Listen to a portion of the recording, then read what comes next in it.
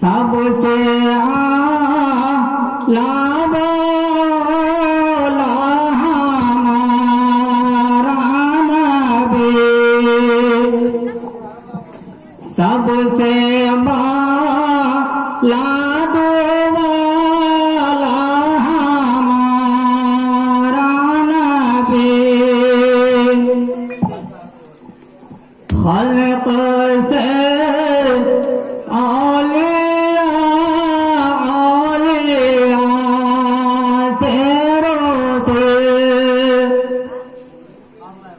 خلق سے اولیاء سے رسول اور رسول نبی، نعرہ لگا دو، نعرہ تکبیر، نعرہ تکبیر،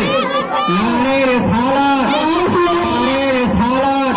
علماء کرام، علماء کرام، محفل میلاد، جشن عید میلاد النبی، نعرہ تکبیر، نعرہ رسالت، یا رسول اللہ صلی اللہ علیہ وسلم۔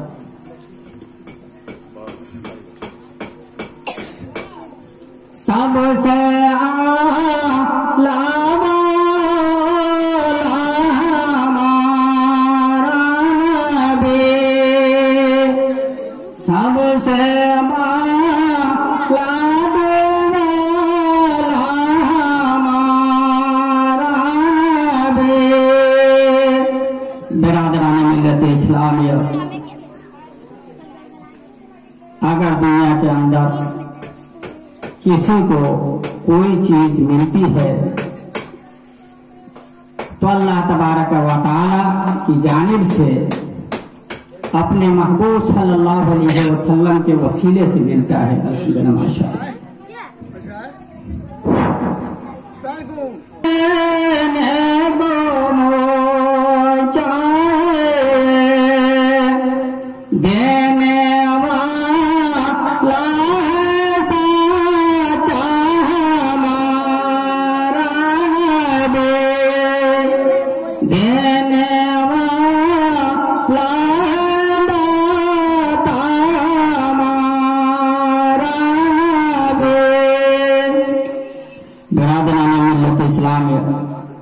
دنیا میں جتنے بھی انبیاء علیہ السلام تشریف لائے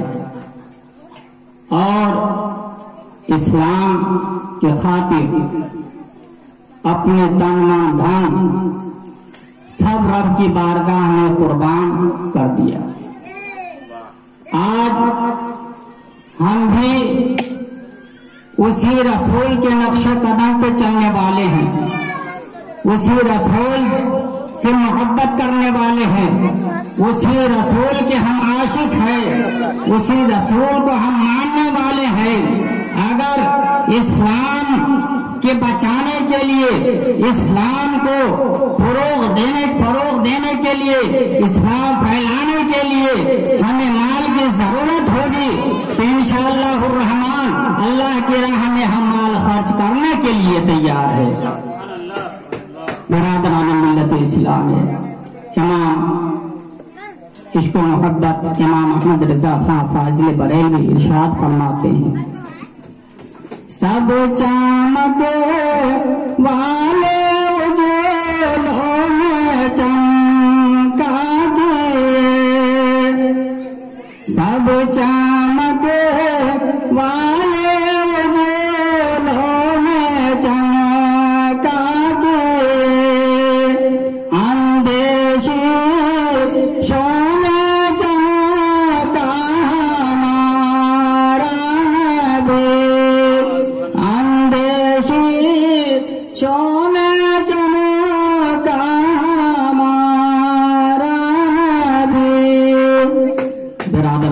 اسلام درود شریف پڑھ لے۔ اللہم صلی علی سیدنا نبینا کریمنا من جانا مولانا محمد بارک وسلم، صلو علیہ الصلاۃ والسلام علیک یا رسول اللہ صلی اللہ تعالی علیہ وسلم۔ برادران ملت اسلامیہ، یہ شادی کی محفل ہے اور اللہ تبارک و تعالی کے بارگاہ میں دعا گو ہوں کہ مولا تبارک و تعالی اس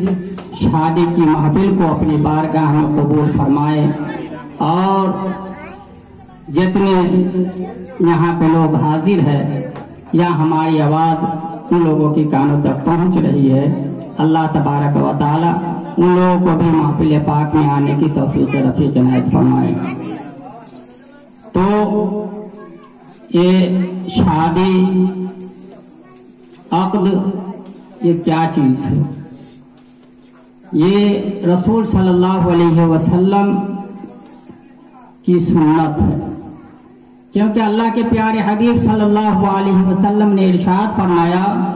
النکاح من سنتی فمن رغب عن سنتی فلیس منی،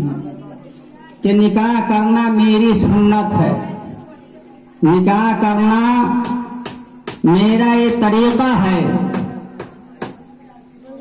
اور جس نے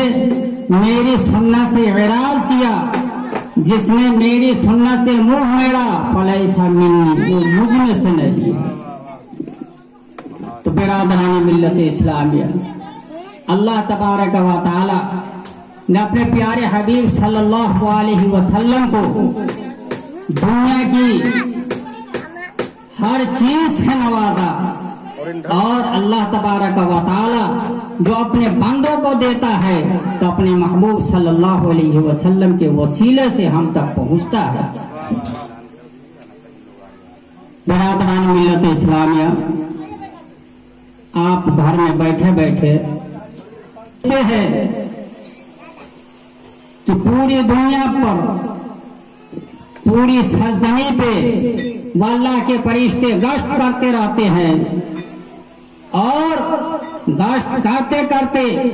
جہاں پہ اللہ و رسول کا ذکر ہوتا ہے، جہاں پہ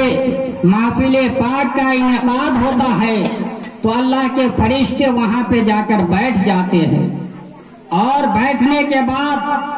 جب میلاد شریف کا اختتام ہوتا ہے، جب میلاد شریف کا پروگرام ختم ہو جاتا ہے، تو فرشتے اللہ کی بارگاہ میں حاضر ہوتے ہیں، تو اللہ تبارک و تعالی کی جانب سے آواز آتی ہے، اللہ تبارک و تعالی ارشاد فرماتا ہے کہ میرے برگزیدہ فرشتے